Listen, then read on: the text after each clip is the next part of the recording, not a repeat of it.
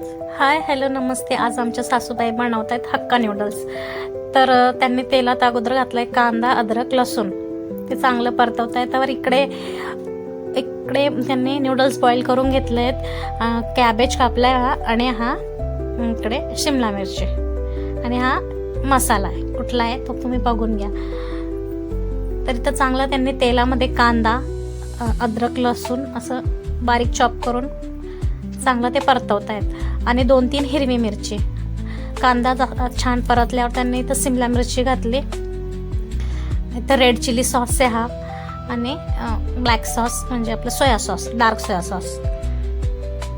तर शक्यतो नूडल्स उकडताना त्यात मीठ घालू नये, कारण की ह्या सगळ्या सॉसेसमध्ये मिठाचं प्रमाण जास्तच असतं आणि तो मसाल्यातही असतं. तर नंतर आपल्या अंदाजानुसार त्यात मीठ घालावं. शक्यतो गरज पडतच नाही. आणि सगळं चांगलं परतून घेतल्यानंतर त्यांनी इथं नूडल्स घातलेत.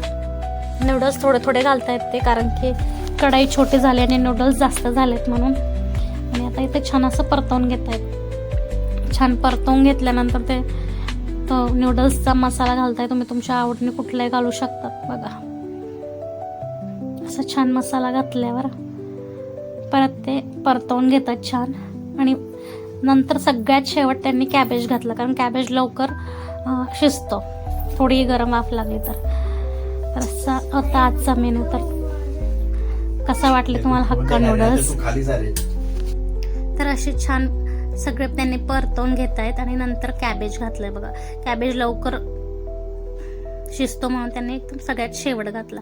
तर असे छोटे छोटे टिप्स घेऊन हे नूडल्स मस्त असे छान झाले होते रेडी. तर या खायला. रेसिपी कशी वाटली लाईक करा, शेअर करा आणि सबस्क्राईब करा. Tata, bye bye.